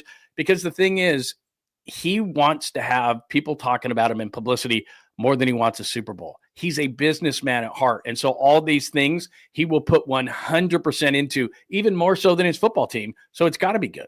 I guess what he doesn't understand, and what I would walk up to him if I were his sports psychologist, and I would say, Jerry, if you think bathing in negative attention and just any attention does well for you and your brand, imagine if you put together an actual winner. I know. Can you imagine? Like, what if the Dallas Cowboys did win the Super Bowl? Would they instantly now be worth $15 billion? I mean, it's one thing to have a product and still have success, even though sort of dying on the vine. It's another thing to have all of the means in the world to get this right, still not get it right, and almost be unaffected by that or not care about that. That's where Jerry, I think, should have completely lost the fan base by now. I think that the fact that where he's really gone crazy and off the rails in this whole thing, and I really do believe he believes this, like when you have a series, there's so much great TV out there now, and it's always an up and down, and you always think they're going to get to that pinnacle point, and then they never do. That's Jerry. I almost feel like he's afraid to win a Super Bowl now, because then it's like, well, everything's good. Where's the controversy? He thrives on the controversy. For example, they're starting out against the Eagles on that Thursday night. I really believe that one of the reasons he won't sign Micah Parsons at this point is because he doesn't want them all talking about the Eagles, because the minute he signs Micah Parsons, what's there to talk about with the Cowboys? So he's trying to sandbag this as long as he possibly can so that it's not all about the Eagles on Thursday night. He'll sign him a day before, but he wants them to talk about him all the way up to that game. Right. And there's a part of me as a bit of a carnival barker and a promotion guy. I get it. Guess what would be even better for you, though, as a franchise? Micah Parsons starting at middle linebacker will be better than any amount of Stephen A. Smith is talking about you. And the games do matter. As a matter of fact, they matter more than anything. And Jerry has totally lost sight of that. Again, how long were you in Dallas? How many years of your 4 years I was in Dallas, and it was a circus. It was a circus I'm not kidding you. It was a circus. Well, between Cuban, because I was there when the Warriors beat the Mavericks as the 8th seed. Yes. So, I mean, it thrives. That whole market thrives on that circus atmosphere. And I almost think that Jerry's got to the point where Al Davis got, where he's just lost it. And he doesn't know what his priorities are. And he has a bunch of yes men around him. Right. His son, Jerry Jr., is just a drinker with him. And then Stephen used to be the voice. Stephen Jones, who runs everything, used to be the voice of reason, but he's started to go south too. And so they've all got this kind of warped reality of what it's almost like reality TV for them. And it's not, even though, like you said, you bring up a great point. The logic says you'd even be bigger if you won, but I think he likes the chaos and the controversy more. By the way, checking us out all the way from Jürgen Flurgenland over there in Greenland. Jonas Ymir Johansson. That's awesome. Year 9 for Kyle. I'd take Saleh over him. Tired. Just give it a little time here. He has definitely lost his faith in Shanahan. I hear you. I get it. But be patient. And again, before they played a single snap this year, it's not the time to be giving up on anybody. You're about to start a football season. You're not at the end of it. Yeah, we're supposed to be optimistic at this point. Kind of. So you were around Giants winning World Series. You were around the Warriors' birth of a dynasty. You were around all the attention that came with that. You were around for the city of San Francisco hosting a Super Bowl. You've been around for trips to the Super Bowl with the 49ers. Is a Niner trip to a Super Bowl as big of a media event as Cowboys Eagles on a Thursday night, week 4? I mean, it just because I think that we take things reasonably out here in the Bay Area, and some people say, well, that means you're not as intense. Bullshit. There's some sports intensity out here, but it's not worn as a brand of identity the way that it is in Dallas. FP Santangelo. When I was doing 49er postgame out at Sam's Chowder House a billion years ago, yes. FP was living in Half Moon Bay, and his at the time wife was working at Sam's. So he would come on in, have a little dinner, drink, and when I wrapped up the show, FP and I would get to some talking, and he would tell me great baseball stories. And one of the things he told me, I'm not talking out of school for FP, and this was confidential. I didn't think he was, but he basically said, hey man, I was a Montreal Expo, I was a San Francisco Giant, and then I got a cup of coffee with the New York Yankees. He's like, the cup of coffee with the New York Yankees made me feel more Major League Baseball than being a Giant or an Expo ever did. Like, you have no idea what it's like to be a major leaguer until you are a Yankee. That is some shit. Mm-hmm. And I'm guessing covering sports, it's been like that for you. You've had some really, really big things, but just being around the Cowboys in the regular season has to be a level of ridiculous that not even a Warriors dynasty can bring to the table. But the thing is that just to defend the Bay, and then, it's a great point. For a West Coast city, I think we take a backseat to nobody. I mean, in terms of you've been on the road too. I mean, the Niners fans and the way that they travel, and that's more like the Steelers. I mean, I was in Pittsburgh too. They go everywhere. But the difference with the Cowboys is that in Texas, and this is no joke. So we lived by this high school that is basically the equivalent of what De La Salle is here. So on Friday night, they had a 50,000 seat stadium, and my wife and I could go at 7:00 to the nicest place. By the way, what's the high school? What was it? I'm drawing a blank on it. It's all the Cowboys kids went there. It's Southlake, Texas, okay, Southlake High. Where Baker Mayfield went, right? Exactly. So my buddy lives outside of Austin too, and is right there. So. Yeah, Southlake is what De La Salle is. It's always top rated. They recruit all the Dallas Cowboys kids go there. Dion's kids went there. Nate Newton, all of them. They all go there. So anyway, long story short. So on Friday night, you go out to anywhere you want, and it's a 50,000 seat stadium in Southlake. And you don't have to have a reservation anywhere. Now at 9:30, everything gets out, and it's crazy. Saturday, I took a helicopter to the University of Texas because I was working for ESPN down there, and they're like, yeah, come down. They fly me from Dallas to Austin game day. I mean, it's ridiculous what the University of Texas is. So every Saturday is everything about football, and people went to the University of Oklahoma and they're living in Dallas. It's insane. And then the Cowboys, though, are kind of like the king of it all. And so when it comes to, and all due respect to Mark Cuban and everything, when the Mavericks lost to the Warriors, it was like a one-day thing. It was like, oh man, that's terrible. Anyway, and it's just a fervor that is unmatched. We could sit there, you and I wouldn't do it because that's not the way we do things. But you could take phone call after phone call after phone. That's all your show could be if you wanted it to be. It's boring, but you could. And it's just, this, that, boom, boom. You could be a button pusher if you wanted to.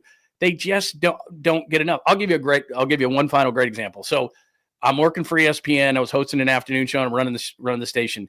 Tony Romo was our weekly show that we did. He was backing up Drew Bledsoe.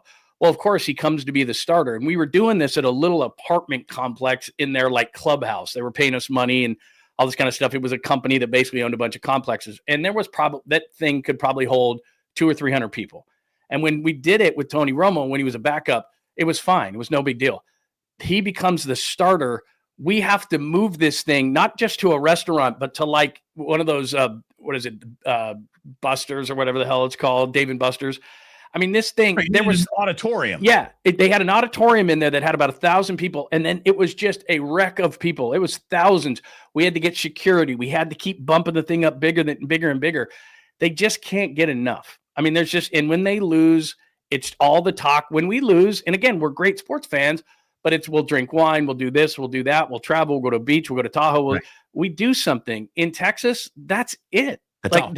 Football, high school, college, and pro is all they do. There's a side of some basketball. There's a little bit of Rangers if they won a World Series like they did under Bochy. There's really nothing else to it. It's football. And if it's not football season, then it's recruiting. Like you sit there and it just wasn't my thing, but I did a show on it. It's like this kid from, played 7-on-7 in DeSoto, Texas. What do you know about him? I mean, it was like, what? Right. I mean, that's all they do. Look, I was in Columbus for a little bit doing. There you go. Ohio, and you could, the way that we would put together like a World Series watch party when the Giants were in the World Series, and a few hundred people would show up and get excited and be friends together and be excited together. In Columbus, Ohio, you could get together saying you're giving away game-worn dirty socks from last week against William and Mary, and you'd have 6,000 people show up in those dirty socks.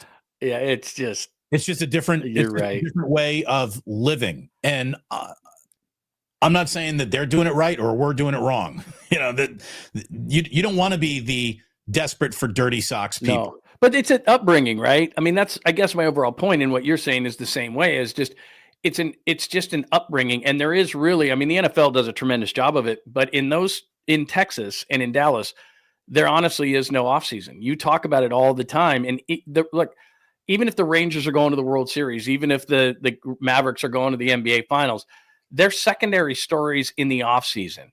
And it's just how it is. And they can slip a little bit in there. And that's why Cuban would get so pissed off, is because it didn't matter what the Mavericks did. They couldn't even come close. And Jerry would laugh about it. And here's the other thing. Jerry, there's 3 sports stations in Dallas. Jerry was on all of them. And they would pay him to come on every week. And the flagship would get all pissed off. And Jerry's like, what do you think I'm going to do? Just go on your station? Like Kyle and John go on one station, or a player will go on. Right. Jerry goes on everything. Jerry waits for the media, by the way. When they have a shitty game, and everybody's like, well, the owner's going to run away. Jerry has a spot in Jerry World where he stands and waits for the media. Oh, he's asking guys with their quarters, do you need any fresh batteries? Exactly. I mean, he stands there and waits like, okay, is everybody here?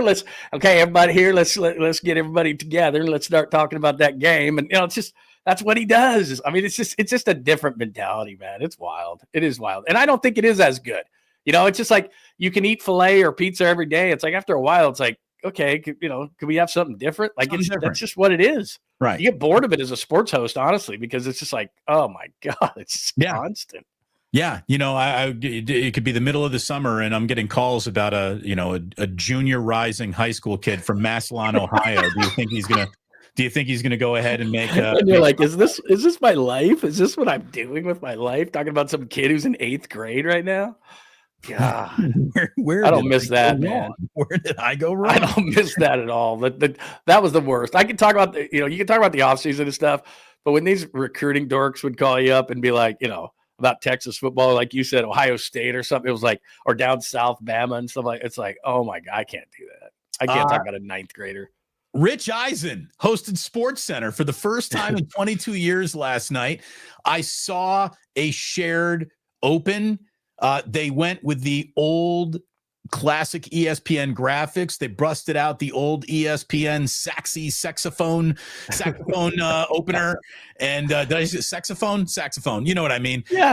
The big saxophone actually sounds better. Yeah, the big brassy ESPN old Sports Center. And I'm telling you it felt like home for just a second, but I also got to be honest, outside of seeing the highlight clip, I didn't watch a minute of it. There's nobody that they could bring back to host Sports Center that would make me think I got to watch that again. No, I think you bring up a good point, because I did the same exact thing. And I did see some clips where he was talking about, too bad Stuart Scott's not here because they were a combo back in the day and everything. And I really like Rich Eisen. I mean, he's a great guy. I'm sure you've met him before too. I mean, he's just a tremendously great guy. But like you said, I'm going to ask you a question. ESPN having all this stuff, I mean, they get Inside the NBA, they get the NFL Network, they get Red Zone, they get WWE. I mean, I'm starting to look at this thing, and it's a monopoly. I mean, they're going to have everything, and the way they scream, and it just scares me. It's like, look, if you want to scream and yell during the day, whatever, but the shoulder programming around actual sports deserves better. And so I'm just hoping, because essentially, what are you going to do? Like, okay, Fox Sports has a few football games here and there, a little bit of baseball, whatever. But anything that's anything right now, for the most part, ESPN has. And they're going to keep trying to get more. And they got this streaming service that they're going to throw out. And I know Fox is going to be part of that. And that's probably going to be the future of TV. Like, it's just going to be piecemeal like that. But, I mean, what do you think of that? Like, ESPN basically has, I don't know, 80% of control of sports right now. I don't know that that's a good thing. So I was doing a show about this with my buddy Sam Batesh just last week, and he said his main takeaway is ESPN is one. I mean, there is no other, the other network, there really is no other network. Fox Sports 1 has a few properties, but compared to what ESPN's got, ESPN has cornered the market of all sports, everything, to the fact that the NFL wants in. The NFL wants in. The NFL is interested in acquiring you. You are officially doing something right. Well, I mean, they believe that look, we can't do any better with NFL media, and they don't put as many resources to it. So they're like, you just take it over. We'll take 10%. We'll make some money. That'll be our way. Look, I don't think it's going to change in the short term. Scott Hansen's still going to do his thing, but knowing ESPN, because they push everything so far, and you work for them too, is, the one thing I know they're going to do right away is, okay, Scott Hansen's going to do his thing, but I guarantee you there's going to be a crawl under there. There's going to be betting things under there. I mean, something. They're going to mess with it. And at some point there's going to be a guy that's going to take over, or a woman that's going to take over, that is going to push it too far. And you're going to go, all these people talk about like Pat McAfee on Red Zone channel. That's not going to happen. But all these little subtleties are going to go one after the other, after the other, after the other. And then at some point you're going to go, they did it. They ESPNized it. They did it. So we'll see, but I don't think it's a great thing. The minute Kendrick Perkins is out there, I'm going to be pissed off. There's no doubt. Like on Inside the NBA, if they have Kendrick Perkins or Stephen A for just a cameo, I'm out. Like, no.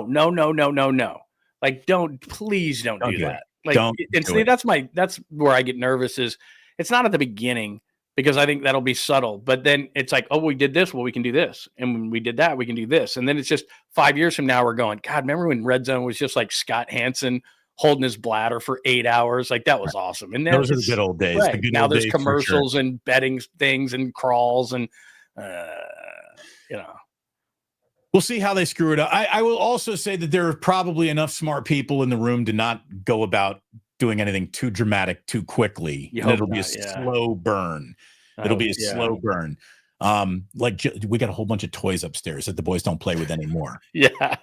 If we start asking the boys to get rid of the toys upstairs that they don't play with anymore, they'll rediscover them and not want to give them away. That's such a good point. So what Billy and I are starting to do is we're removing 4 toys every day.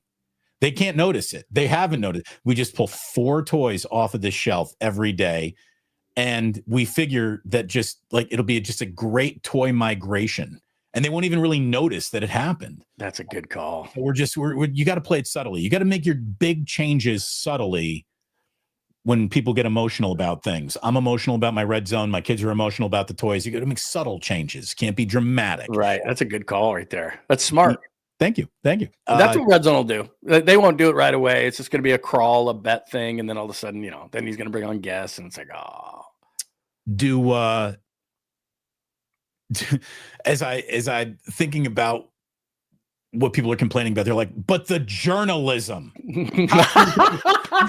When's the last time ESPN was journalistic? That's what I thought too. If you don't think that the NFL already is putting its finger on the scale of journalistic choices for all of their media partners, you're out of your mind. Yeah. That's already happening. That is already happening. Well, don't you think that, and maybe I'm 100% wrong in this, maybe it is creative differences, as Spike Lee said, but it is fairly ironic that the minute that, the Kaepernick thing is supposed to come out, that all of a sudden they're having creative differences and it's never going to see light of day when NFL is now bought into ESPN. Like, come on, man. I'm sure the NFL went, look, man, you can throw out a lot of stuff here, but we don't want to restoke the Colin Kaepernick thing. So could you not run that? I mean, that's, I'm sorry, but that's just too ironic for me. That's at the timing of it and everything that they went, oh, well, we have creative differences. I mean, Spike Lee said yesterday, it's creative differences and I got to leave it at that. And what he means by that is ESPN paid me to shit it, and that thing ain't seeing light Right. day. I'm gonna get access to something else because they took access this away from me, but they bought my silence. They bought my silence. That's where this is going to go. And like you said, you brought up a great point. Look, E is for entertainment. All right. It's not for ethics. So ESPN is not ethics. It's entertainment. So that's what they're going to do. And they're not going to do, that's what's going to be interesting too about it, not to get too deep, but like, look, they're going to talk about lack of minority hiring. There is going to be drug issues. There are going to be domestic violence issues. Is ESPN going to delve deep into that, or is ESPN going to have LeBron highlights and screaming A yelling? It's going to be the latter. They're not going to all of a sudden, go deep into this stuff. That's not what these sports entities want, and that's who they're in bed with. By the way, you say E is for entertainment. There isn't an E to be found in the words San Francisco Giants, but they have they played at 4 early runs last night. I mean, I haven't seen them jump on a guy like that in a long time. You had home runs, 2 home runs. You had Ramos lead off the game, Devers after him. You had Flores with a poke there, and then they didn't do anything else offensively. They didn't score another run. They held on for a 4-3 win, and that was really nice because the Padres got screwed out of a home run last night. 100%. They said that Ramos was interfered with. He was not. Again, I'm not going to be complaining about made Jake Moody field goals the same way I'm not going to be complaining about how you won a game. Giants just need some wins. You're at the can't complain about wins portion of their year. We'll see if they can put 3 in a row together tonight down in San Diego. What do they got? Pootie Tang on the hill tonight. Yes. Tang. Yes. Tang. You ready for Pootie Tang? That's a great call. Underrated movie. They're just so hard to watch. And you and I are on the same page on this, man. We love Bob Melvin when he was an A, right? And they overachieved, and he was great. And we went out to spring training. It was great to my son and everything. But, going back to the Padres, I mean, his teams are underachieving, and they're just, there's something missing. I don't know what it is, and I'm not into just firing guys for firing guys, but something's got to change here, man. And what it reminds me of a lot is, Brian Schneider, just the special teams for the Niners last year was so bad. And it's like, how's he still hanging around? I love Pat Burrell. How's he still hanging around? Like every guy is underachieving with the stick. What's going on? At what point do you need 3 months of collective atrocious situational hitting? Is that what because you had 2 months and that wasn't enough? How many months in a row of a up and down the lineup atrocious approach would you like to see before you do something different? I mean, don't you just have to, it's kind of like life itself. Like, okay, that didn't work. Let me try this. That didn't work. Let me try this. Like, you just have to keep trying. And just because you have somebody for 162 games in this long season doesn't mean you got to keep them. And I'm not saying Bob should go now, but Pat Burrell should have been got at midseason or just right out of the gate. It's just, you've got to try to do things. You can't just throw seasons away. And it's not Pat's fault. I understand that. But when 80 to 90% of your batting order is underachieving to the back of their baseball card, there's a problem and you need a new voice. So I just don't think they did enough. I think that Devers is getting criticism that is not fair. I mean, he's going to be over 30 home runs and 120 RBIs this year. When's the last time a Giant did that? Now I know some of it was at Fenway, but he's not the problem. But they have some inner workings on that team because they're more talented than this record. Now maybe not since trade deadline and they got rid of the relievers, but I mean, they should have been better than what their final record is going to say they are. This should be better than a 500 team. Absolutely. Absolutely. By the way, Red Jet back at home after a big work trip. She's saying Pootie Tang made me that much more happy to be at home. You're welcome, Red Jet. I hope that was good. We're just trying here to Wapata all the baddies. That's all we're doing. That's all we're looking to do. All right. One last note before Today in History, and we got a fun ending to Today in History here, John. I'm excited. It's a career that probably not a lot of people cared about. If I hadn't seen what he did to my Hoosiers in person, I don't know if I would have cared as much, but for a minute there, John Wall was the fastest human being on the planet with a basketball in his hand. John Wall made Allen Iverson look like he was walking the ball up the fucking court. That's how fast John Wall was. John Wall with a 10-10 double-double dominated my Hoosiers in a way that no one with ever just a 10-10 double-double dominated a college basketball game. There was no one who could stay in front of him. There was no one who could control what he was doing. He was so fast. And John Wall is officially retiring. Now, he hasn't played at all over the last 2 years. He hasn't played more than half a season in any of the past 6 seasons that he actually did play. Most people probably haven't thought of John Wall in a decade because he hasn't been out there, and here he's retiring today. You're like, I thought he'd retired a long time ago. John Wall, in my lifetime, John, is one of the all-time might have been, could have been. He's a first-team all-time might have been in my basketball lifetime. No doubt about it. He had serious talent. He had ungodly, never seen before speed. He played defense. He was so good. And then he's a wizard, and that kills everything. And then he gets hurt, and that hurts everything more. Career earnings, $276 million over 13 seasons. You want to divide that into games played, John? John Wall is one of the greatest compensated professional athletes of all time. He played 647 career games, which means for games that he actually was played in, measured against his career earnings, John Wall made more than $425,000 in every game he actually played. Boy, that's nice. That's nice. I know you're a huge college basketball guy. And like you said, when he was a freshman at Kentucky and they had DeMarcus Cousins, and I mean, the talent they had on that team.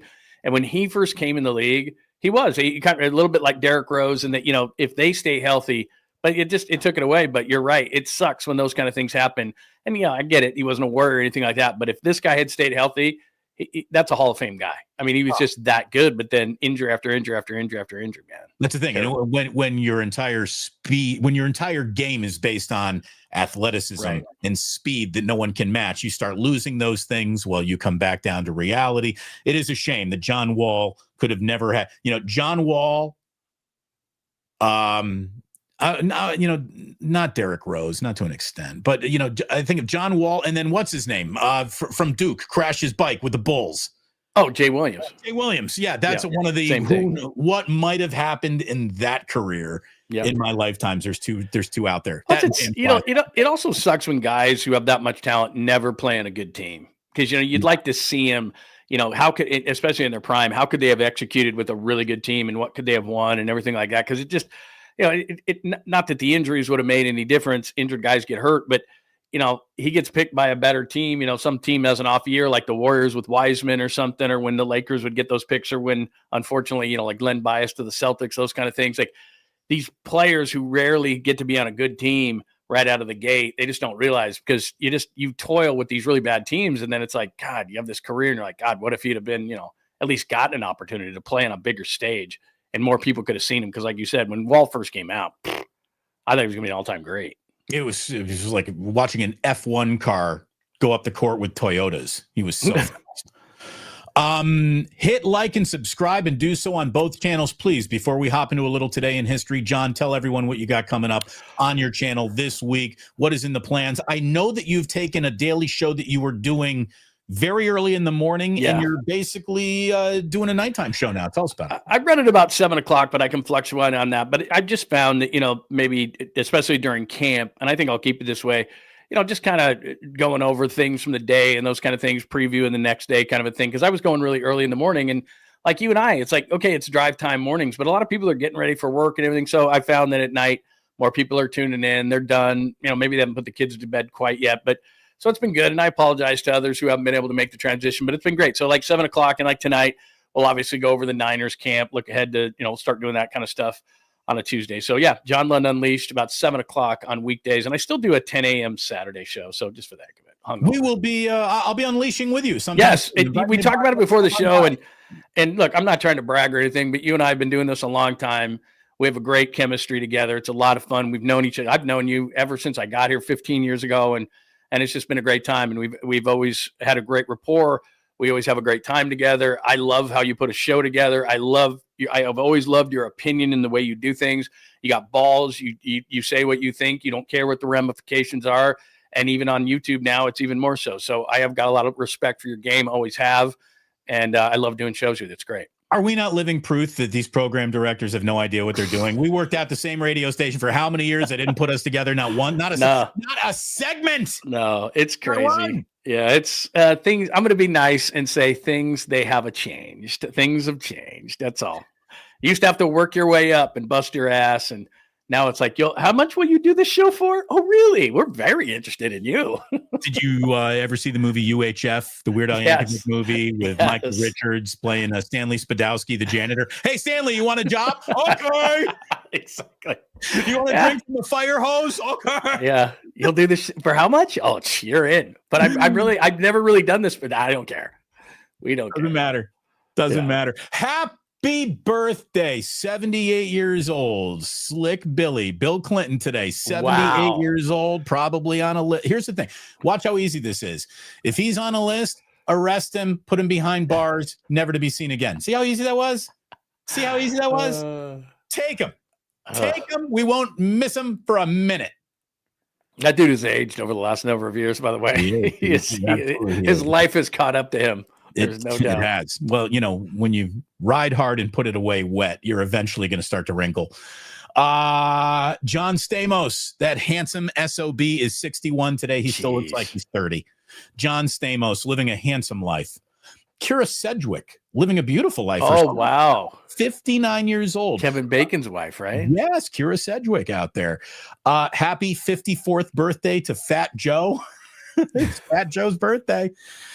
And I will say this, happy 27th birthday to what I think is the current breakout star of the current Saturday Night Live cast, Marcelo Hernandez. Good call. He's the funny young up-and-comer. Marcelo Hernandez will be the first guy of this group of Saturday Night Live hosts that gets his own movie deal with Lorne Michaels. You watch. Marcelo Hernandez. Good call. He's funny. He's 27. Happy birthday to all involved.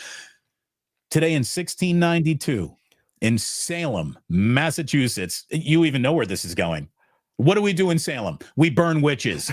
Exactly. That's all I could think of. 5 people, 1 woman, 4 clergymen, including 4 men, including a clergyman, were executed after being convicted of witchcraft. Again, the 4 dudes, 1 woman. This just wasn't about misogyny. This was about all sorts of weird things that Puritans believed. So there you go. Happy Salem witch trials, everybody. God, how would that be nowadays? That's witchcraft, man. That's a burning. It would. I'm guessing public burnings played a lot better back then than they would today. Yeah, they probably wouldn't do so well today. Today in 1849, and this just shows you how long it took to get information, get prepared, and make the trip out here. Why are they called the 49ers?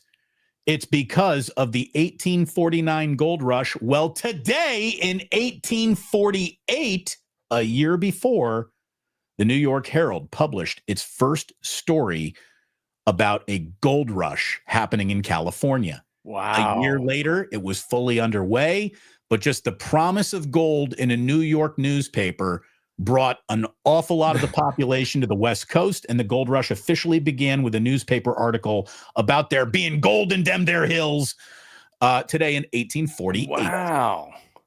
That's good knowledge right there is what that is. That's great. You can impress somebody with that today. By the way, started. The circumstances and life is timing. Thank God that the gold rush didn't happen in 1848, because the 48ers is a terrible name for a football team, but the 49ers just rings. It does ring. That's a good point. Yeah. The 48ers. I don't know. It just sounds weird. Yeah. No, 49ers works. No other number really works. The 42ers, 41.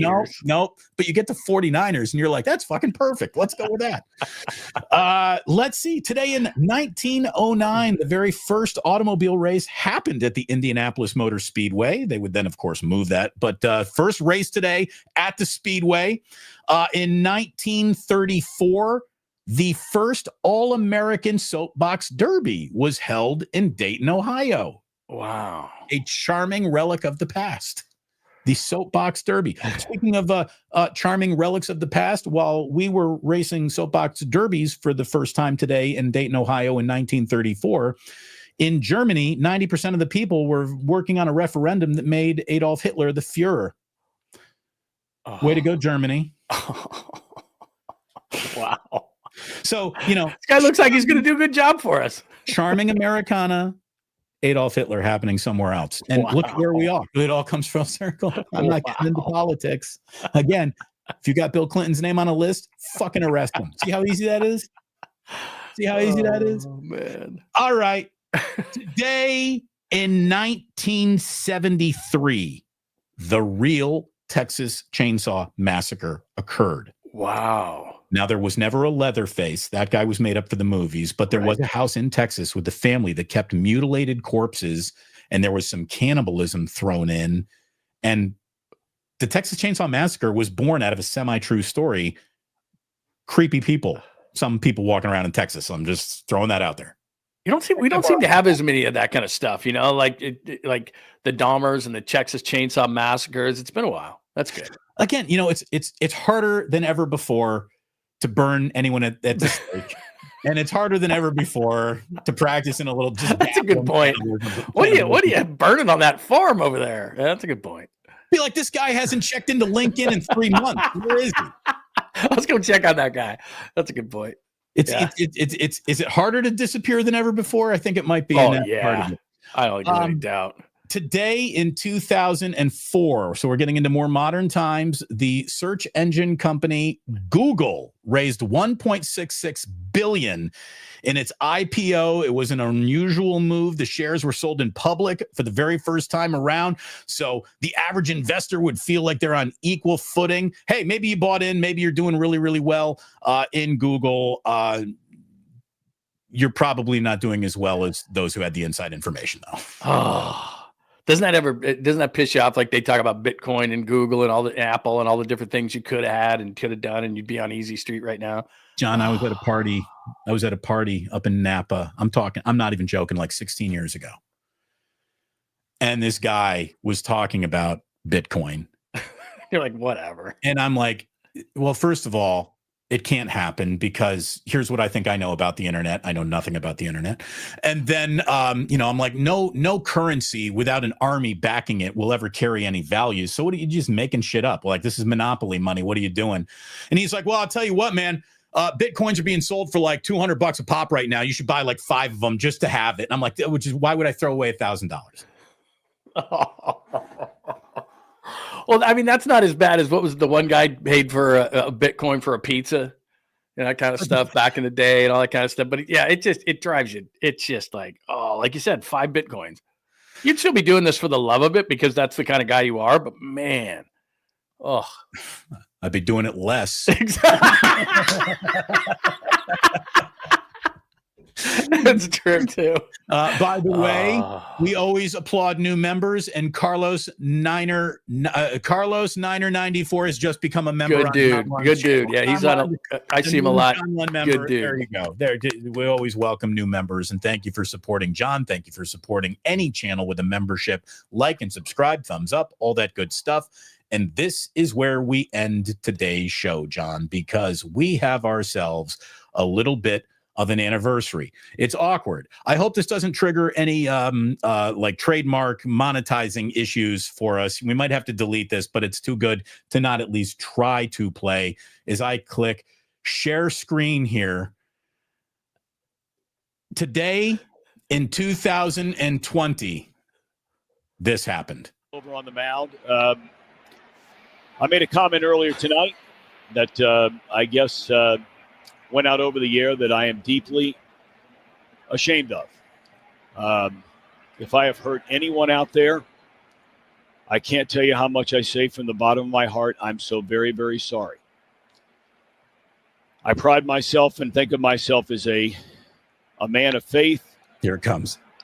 As there's a drive in a deep left field by Castellanos, it will be a home run. And so that'll make it a 4-0 ball game.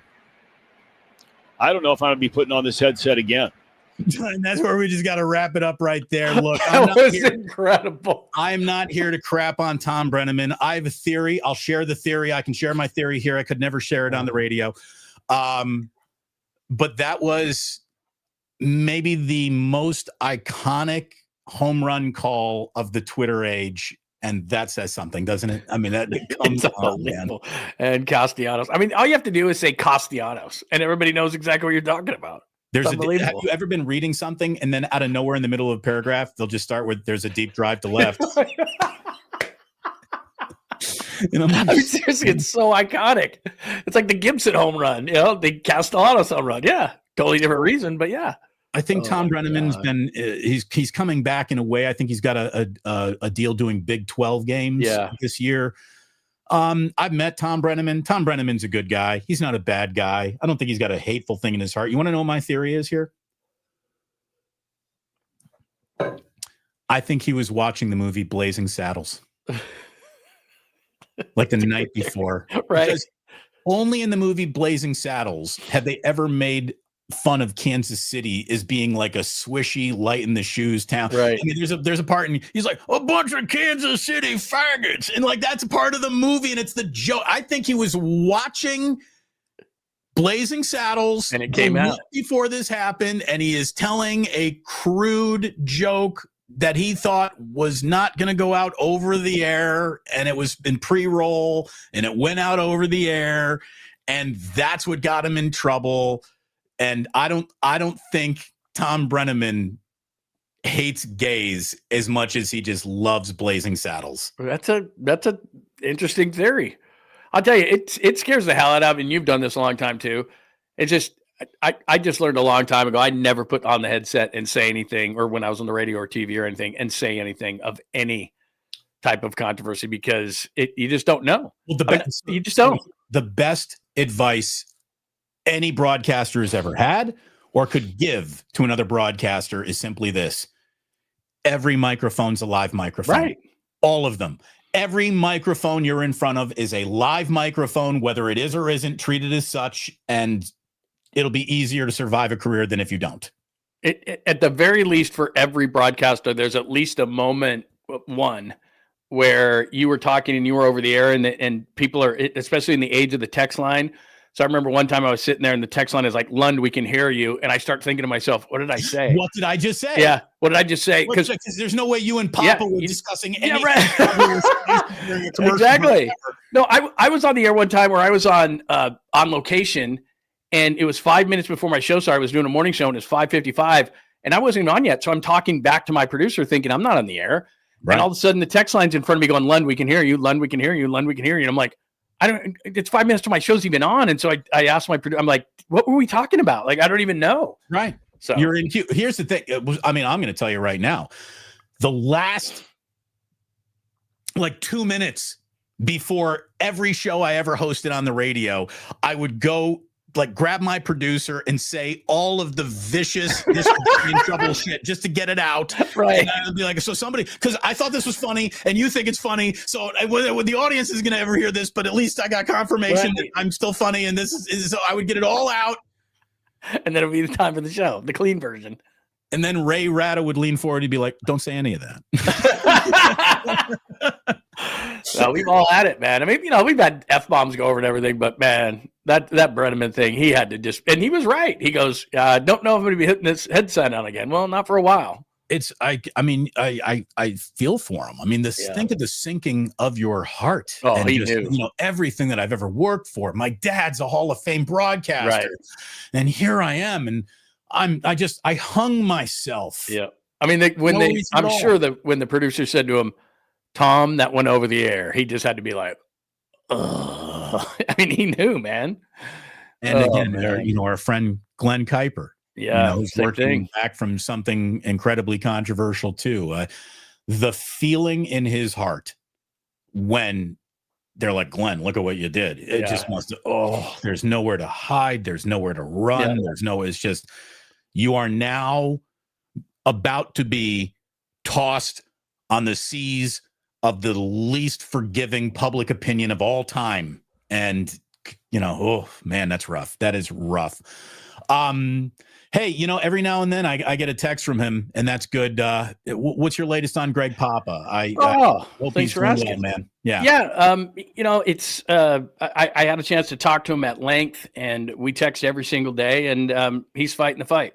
He's back home. He's out of the hospital, and he's fighting the fight. And, I think he's going to be fine, but he's got the only thing I'll say is he's got a road ahead of him. It ain't going to, this isn't just, an easy deal. He's got a road ahead of him, but he's gonna be all right. But he has definitely got a road ahead of him. That's for sure. Well, we wish him the very best of traveling that road for sure. We're all thinking of Greg. I love the opportunity that Guy Haberman's getting. I know that Guy is excited about this opportunity, but crestfallen over why it's come to him. Greg, feel better. Guy, keep breaking a leg. John, thank you so much. This is effortless, dude. This is so much fun. We got to keep doing shows together. And thanks to everyone for watching. Thanks again. Eat at Ike's, drink at the Dubliner, West Portal, and take care of yourselves. It's a gorgeous day outside. Go outside, enjoy it a little bit, get some sunshine. I'm gonna mow my lawn at some point here. I'm very excited. I like a nice little lawn mowing. Me too. Who doesn't? I mean, I don't need a John Deere rider mower. I basically have I have a postage stamp in my front yard, and I've got a first down. I got about 10 yards to deal with in my backyard, but there will be mowing, and that makes me happy. Let's just say I like working with grass. Thank you very much for tuning in today, John. Thank you for being here. You're always the man. My pleasure. And we'll ask everyone to hit like and subscribe across both channels. And if you would, please remember that sports don't build character; they reveal it. And like that, they're gone.